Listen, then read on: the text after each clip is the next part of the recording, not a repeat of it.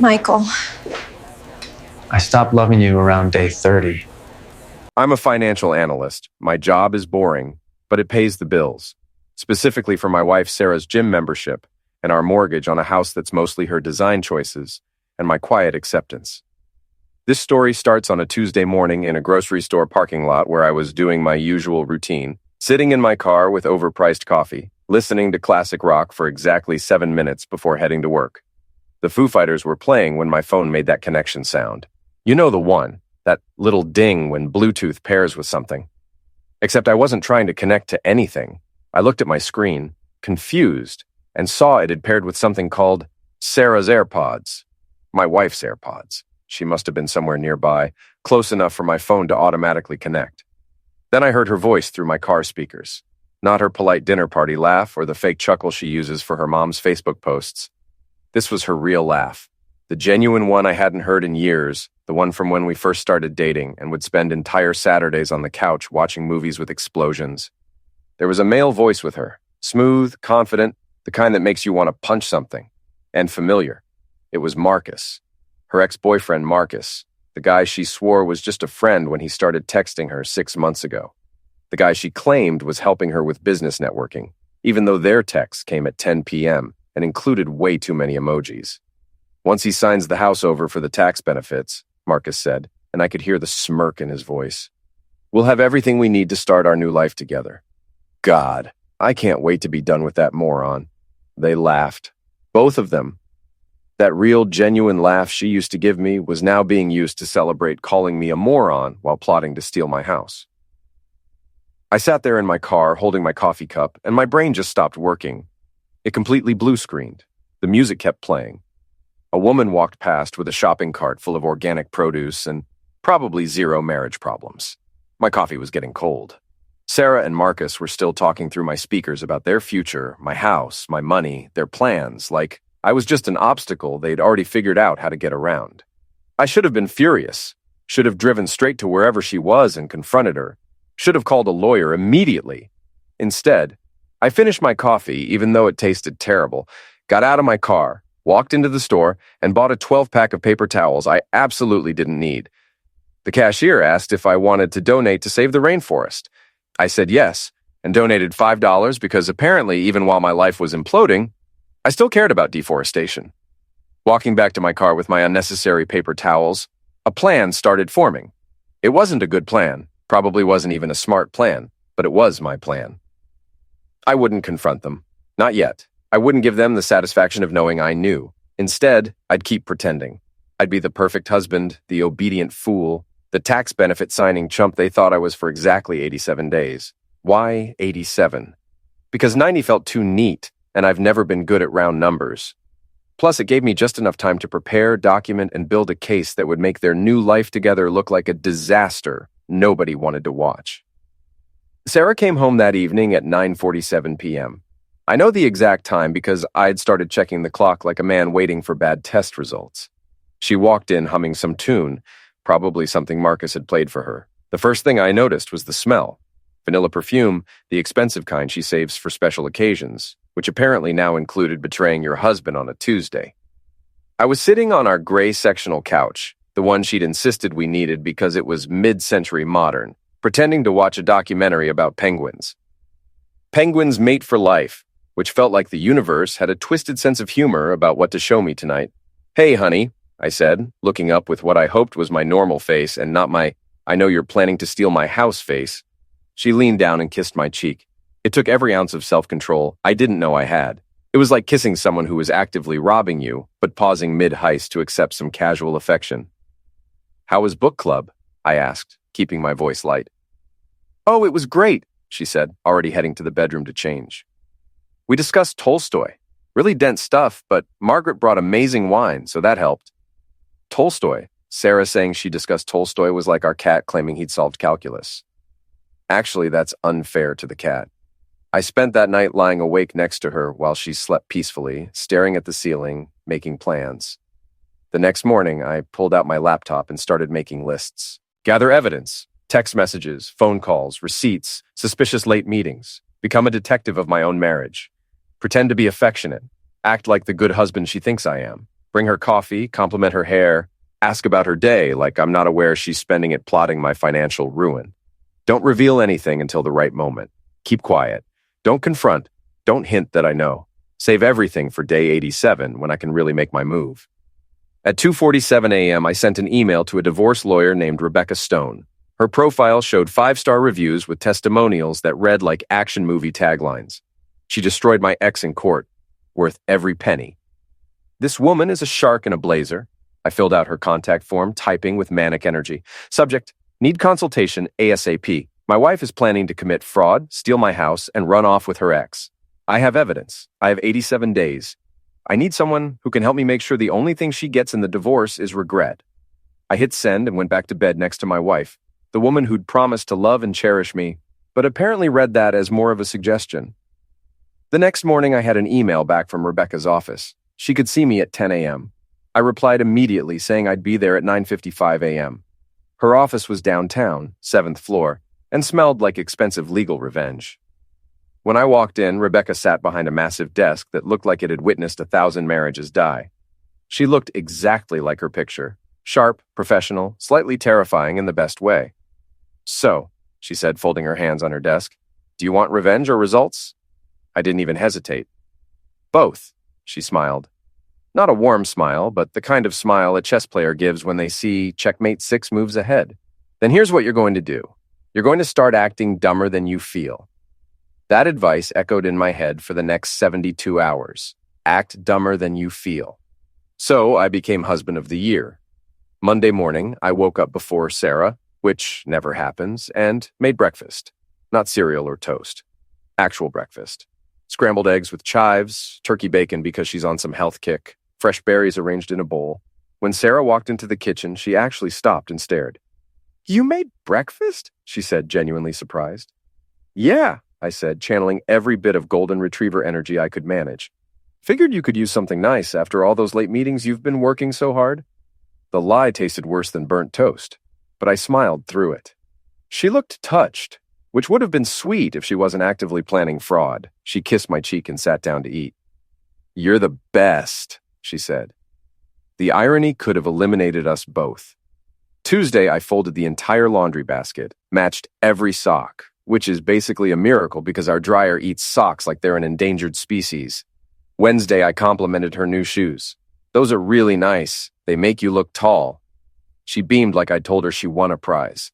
The whole time I was watching, learning, documenting. Because while I was playing America's most supportive spouse, Sarah's phone was lighting up constantly. Every notification made a ping sound that started to feel like psychological torture.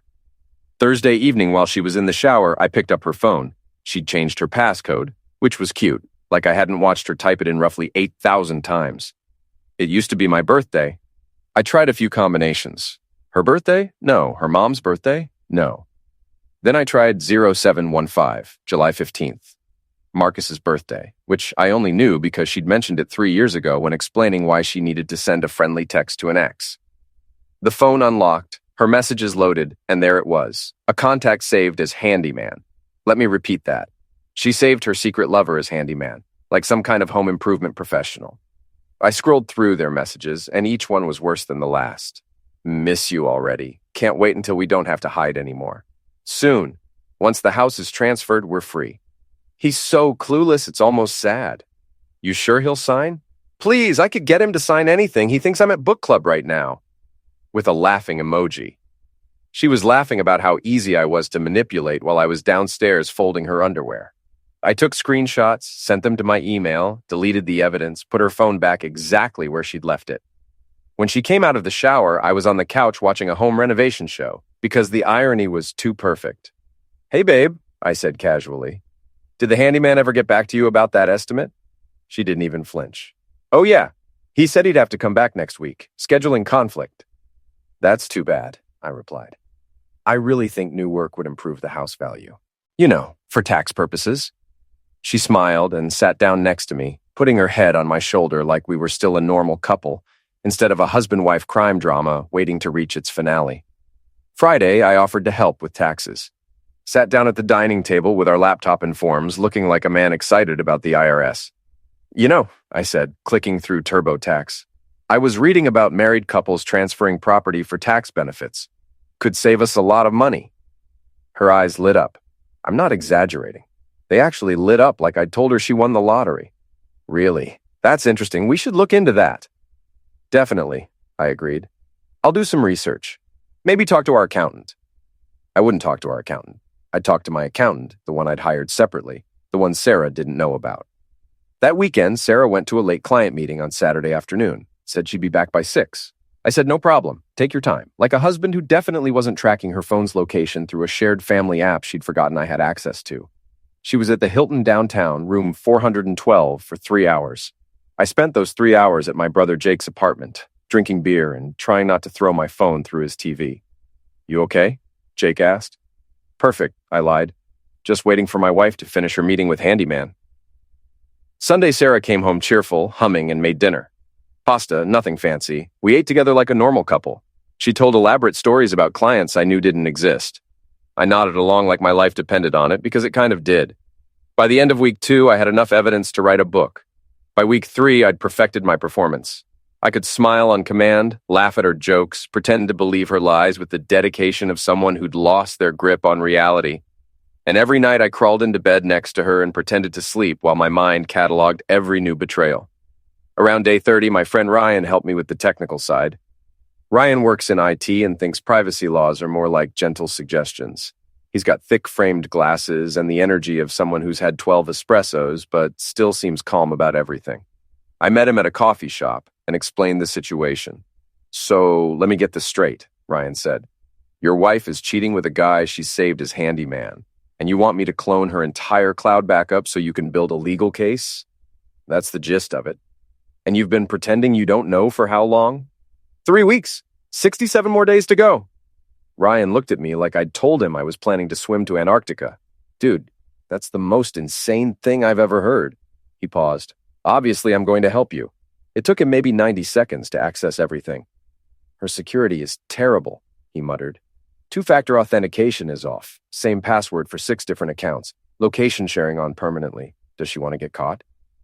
I think she genuinely believes I'm too stupid to check, I said. We found photos of Sarah and Marcus on a boat, both holding champagne glasses with a sunset behind them. The caption read, tax-free sunsets with my favorite person with a heart emoji. We found photos of them at restaurants I couldn't afford, at what looked like a weekend getaway to wine country during a weekend she'd told me she was at a work conference, and photos of them looking at houses with a realtor. Each photo felt like a punch, not enough to knock you down, but enough that you're aware you've been hit. Ryan asked if I was okay. Fantastic, I lied. Really living my best life right now. My neighbor Helen became an unexpected ally. Helen is 67, recently retired from 40 years as an accountant, and sits on her porch with wine watching everyone's business. I found her on her porch one evening and asked about tax implications of property transfers. She looked at me over her reading glasses. Is this about your wife's plan to transfer your house? I stopped walking. How did you know? Honey, I've been watching Sarah meet with that man Marcus for 3 months now. They're about as subtle as a car alarm at 3 a.m. Plus, she asked me about property transfer tax implications 6 weeks ago, said it was hypothetical. Helen sipped her wine. Nothing about that conversation was hypothetical. She explained exactly what Sarah was planning. She's going to convince you to transfer the house into her name for tax benefits. Once it's in her name, she'll either sell it out from under you or force you out. Either way, you lose the house and probably a lot of money. That's incredibly illegal, right? Extremely, Helen said cheerfully. But it works more often than you'd think because people trust their spouses. But you're smarter than that, aren't you? I'm trying to be. Helen patted my hand. She's not after tax benefits. She's after everything. The house, the money, probably your retirement if she can access it. You're already 10 steps ahead of her and she doesn't even know it. Just keep playing the good husband for 2 more months, then pull the rug out. Day 42 brought a new development. Sarah walked into the kitchen with papers and that smile that meant she was about to ask for something. I've been thinking, she said. Nothing good ever follows those words. We should update our wills. Margaret from book club said it's really important for married couples to have updated estate plans. You know, for tax purposes. Tax purposes. Everything was for tax purposes lately. That's thoughtful, I said. because Rebecca had coached me on responses that sounded agreeable without committing to anything. Great. I already made appointments with an estate attorney for next week. Of course she did. Sounds perfect, I said, making a mental note to call Rebecca immediately. Day 53 brought the most surreal moment yet. Marcus texted me asking if I wanted to play golf Saturday. I showed the text to Ryan over lunch. He wants to golf with you? The guy sleeping with your wife wants to spend 4 hours pretending to be your buddy? Obviously, I'm saying yes. You're insane. I'm thorough, I corrected. Rebecca said to act normal, and normal me would probably say yes. Saturday, I met Marcus at his country club. He was waiting at the first tee looking like a Ralph Lauren advertisement. Hey, buddy, he said, clapping me on the shoulder. Great day for golf, right? We played 18 holes. 4 hours of listening to Marcus talk about himself, his consulting business, his investment portfolio, his life philosophy, his commitment to living authentically. You know what I believe? He said on the 7th hole. I believe in radical honesty. People should just say what they feel. No games, no pretending. The irony was suffocating. This man was lecturing me about honesty while sleeping with my wife and plotting to steal my house. That's a great philosophy, I said. Really admirable. By the 15th hole, he was telling me how important it was to invest in relationships and build genuine connections. I was seriously considering whether attack with a golf club would be worth the prison time. We finished the round and shook hands. We should do this more often, Marcus said. It's good to have solid guy friends. Absolutely, I agreed. Nothing better than male bonding. Day 60 nearly broke me. We were lying in bed watching some Netflix show about baking. Sarah was scrolling through her phone, probably texting the actual Marcus. Marcus, can you turn up the volume? She said casually. The room went silent. I could have confronted her right there. Could have ended the whole plan on day 60. Instead, I turned up the volume without saying a word. She didn't even notice her mistake. Just kept scrolling, completely oblivious that she'd called her husband by her lover's name. The days kept crawling by. Around day 72, I started leaving bait. I left my phone unlocked on the kitchen counter with Google searches about property transfers open. While I pretended to grab the mail, I watched through a crack in the door as Sarah picked up my phone, photographed my search history with her own phone, and put mine back looking satisfied. Rebecca had me start protecting my assets. I opened a new bank account at a different bank across town and started transferring small amounts. 200 here, 500 there. Nothing big enough to trigger alerts, but enough that by day 87, I'd have a safety net she couldn't touch. I also contacted a real estate agent Rebecca recommended. Conditional sale, he explained. It won't go on market officially until you give the word, but we'll have everything ready. When you're ready, we can list it within hours. How soon can we start? I can have a photographer there tomorrow if your wife won't be home. Sarah had a late client meeting the next day. Tomorrow works perfectly. Meanwhile, Ryan had set up a system where Sarah and Marcus's messages automatically forwarded to a secure server. I had real-time updates on their stupidity. Can't wait until we don't have to hide anymore, Marcus wrote. Just a few more weeks. I know, Sarah replied. He's already researching property transfers. This is going to be so easy. You sure he's not suspicious? Please. He's like a golden retriever, loyal, trusting, and not smart enough to see what's right in front of him. I read that while sitting in my car outside a grocery store and actually laughed. Some lady walking past looked at me like I was losing it. I texted Ryan. They called me a golden retriever again. At least they're consistent, he replied. 20 days until this retriever bites back. Day 80 felt different. Sarah woke up practically radiating victory. She made actual breakfast and hummed while doing it. This cheerful melody that sounded like what Disney villains probably hum while plotting. What's got you in such a good mood? I asked. Oh, nothing specific, she said, flipping a pancake. Just feeling grateful. We have such a good life together. Together. She used that word like it meant something. We do, I agreed, pouring syrup on pancakes I didn't want to eat. Day 81, Sarah started talking about vacation homes. Wouldn't it be amazing to have a cabin in the mountains? She said, showing me pictures on her phone of cabins that cost more than our mortgage. We could go there on weekends, really disconnect. By we, she meant her and Marcus. By disconnect, she meant disconnect me from my money. I nodded along, saying it sounded nice, while internally screaming. Day 82, she came home with new luggage. Expensive luggage. Planning a trip? I asked innocently. Oh, just thought we could use an upgrade. Our old luggage is falling apart. Our old luggage was fine, but sure, she needed new luggage for the trip she was planning without me. Day 83, Sarah asked if I'd be okay with her taking a girls' trip the weekend after our tax meeting. Said she needed to decompress with friends. Of course, I said. What else could I say? You're the best, she said, kissing me on the lips this time instead of the cheek. I smiled through it, went to the bathroom, and brushed my teeth for 5 minutes straight. Day 85, I had my final meeting with Rebecca. Tomorrow, you'll act completely normal, she instructed. Wednesday morning, day 87, Sarah will expect you both to go to the tax office. Instead, you'll have already moved your essential belongings to your brother's place. At 9 a.m., you'll be here signing final divorce documents. At 1 p.m., we'll serve her with a process server. By the time she realizes what's happening, the house will be listed, your assets protected, and she'll be facing the reality that her plan failed spectacularly. What about Marcus? I took the liberty of having someone compile information on his business practices. Turns out he's been involved in several questionable financial schemes.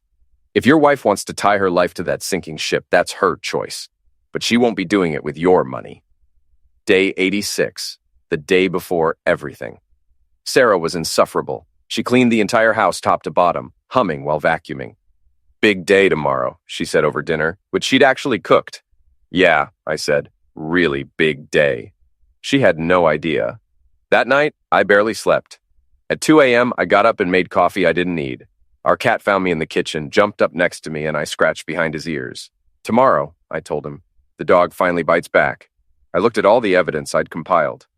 86 days worth of screenshots, recordings, documents, bank statements, location data, text messages, a masterpiece of betrayal, fully documented.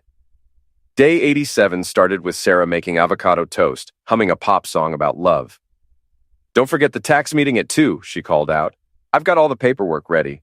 This is going to be so good for us. Wouldn't dream of missing it, I said, tying my shoes with the calm of someone who'd spent 86 days preparing for this exact moment. At 9 a.m. sharp, while Sarah was in the shower, I texted Jake that I was heading over. I'd already moved most of my important stuff to his apartment over the past week, taking bags in my car trunk while Sarah was at meetings. The only things left in the house were furniture and Sarah's mountain of lies. At 9:47 a.m., I walked into Rebecca's office for the last time as a married man. She had a stack of documents ready. Ready? She asked. I've been ready since day one. I signed 6 documents. Divorce papers, asset protection agreements, a restraining order if necessary, property settlement agreements ensuring the house would be sold and I'd get my fair share. Each signature felt like freedom. The process server will deliver these at 1 p.m., Rebecca explained, right before her fake tax meeting. I've also had someone alert Marcus simultaneously. They can panic together. You're an artist, I told her. I'm expensive, she corrected. But yes, also an artist. By 11 a.m., I was at Jake's apartment watching the clock. Jake handed me a beer even though it wasn't noon yet. You really did it. 87 days of playing dumb. That's commitment or insanity. Probably both. I showed him the message I'd drafted at 3 a.m. I know about you and Marcus. I've known for 87 days. Been playing the perfect fool while you plan to steal my house. Don't bother showing up to the tax office. Those aren't transfer papers. They're divorce papers. The house is being sold. Accounts are protected. Have a nice life. Jake read it and started laughing. This is beautiful. At 1:27 p.m., I sent the text to Sarah. Then I sent one to Marcus. Hope you're comfortable. My lawyer will be in touch about your role in the attempted fraud. Enjoy your new life with Sarah. You deserve each other. Then I powered off my phone completely. I didn't want to hear the explosion. I wanted to enjoy lunch with my brother in peace while their world collapsed. How do you feel? Jake asked. Honestly, I feel free. Like someone just removed a backpack full of rocks I'd been carrying for years. I don't know when exactly our marriage died, but it's been a corpse for a while and I've been dragging it around pretending it was still alive. Around 7 p.m., I turned my phone back on. The screen lit up like Times Square. 142 missed calls, 73 text messages, 19 voicemails.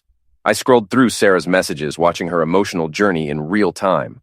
1:32 p.m. What are you talking about? Call me. 1:45 p.m. This isn't funny. Where are you? 2:03 p.m. A process server just came to the house. 2:47 p.m. Please, let's just talk about this. I can explain everything. 4:15 p.m. I made a mistake. I'm sorry. Please, can we talk? 6:45 p.m. I'm sorry. Okay, I'm so sorry. Please call me. The voicemails ranged from angry to desperate to bargaining. I listened to one where she was crying so hard I could barely understand her. Please, we can fix this. I love you. Please don't do this. I deleted it. Marcus had sent messages too, trying to play reasonable. Bro, this isn't what it looks like. Let's talk man to man. I responded to his last message. No, I'm saving my life from fraud. Big difference. Enjoy the handyman business. Then I blocked both of them. That night, I slept better than I had in months. Not because I was happy, but because I was done. Done pretending, done performing, done being the loyal fool who didn't realize his owner had been training him for the pound. 3 days later, I agreed to meet Sarah at a coffee shop. Neutral territory. Public. I got there early, ordered black coffee, and sat by the window. She showed up 3 minutes late looking wrecked. Hair in a messy bun, no makeup, yoga pants, and an oversized sweatshirt that was probably mine. She sat down without ordering anything. Thanks for meeting me, she said, her voice small. You've got 10 minutes. My lawyer said I should hear you out. I made a mistake, she started. I got confused. Things with us had been distant, and Marcus was there, and he listened, and I just wasn't thinking clearly. You weren't thinking clearly for 3 months? I asked. Because that's how long you and Handyman were planning to steal my house? She flinched. I wasn't going to steal it. It was just Marcus said. Marcus is a fraud, I interrupted. My lawyer looked into him. He's been running schemes like this for years. You weren't special. You were just his next mark. Or maybe you were partners. I haven't decided which is worse. Her eyes filled with tears. I never wanted to hurt you, I swear. I just fell in love with someone else. That doesn't make me a bad person.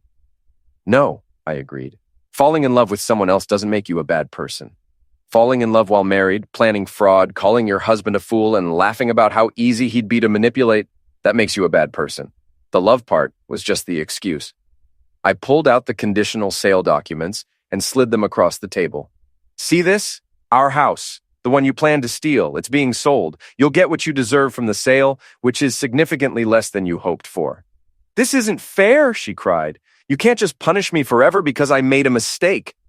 I'm not punishing you forever, I said calmly. I'm divorcing you. There's a difference. You wanted a new life with Marcus. Congratulations, just not with my house and money. Wait, she said, reaching for my hand. I pulled back. Please, I love you. We can fix this. I looked at her and tried to find the woman I'd married. She was gone. Maybe she'd never existed. No, we can't, because I don't love you anymore. I stopped loving you around day 30 when I realized you were never going to tell me the truth. You eliminated what we had. I'm just signing the death certificate. I walked out of that coffee shop and didn't look back. 2 months later, the divorce was finalized on a Tuesday, which felt poetic since the whole nightmare started on a Tuesday. Sarah and Marcus ended up in a sad little apartment near a strip mall. Turns out Marcus had debts nobody knew about, and Sarah's consulting income mysteriously disappeared once she couldn't use my credentials anymore. I moved into a modest one-bedroom apartment in a quieter neighborhood. Nothing fancy, no granite countertops or expensive furniture. But it was mine. Actually mine. No shared assets, no hidden agendas, just a lease with my name on it and peace I could actually feel. Best decision I made? Getting a dog, a real one. I named him Justice because I'm apparently that petty and he's perfect. A golden retriever who's loyal without being stupid about it. Every morning Justice and I jog past Sarah's old gym. Sometimes I see her through the window stretching with the same women who called me immature for not accepting betrayal. I don't wave. Neither does she. Last week an envelope arrived from Sarah. No return address, but I recognized her handwriting. Inside was a single piece of paper. Can we talk? I looked at Justice, who was chewing a toy. What do you think, boy? Should we respond? Then I did what any self-respecting free man would do. I took a photo of Justice and me on our morning run and posted it online with the caption, "This dog learned new tricks." After 87 days of playing the perfect fool, I'd finally become what Sarah never expected, a free man with a loyal dog and 0 regrets. Turns out this golden retriever knew exactly when to stop fetching and start living.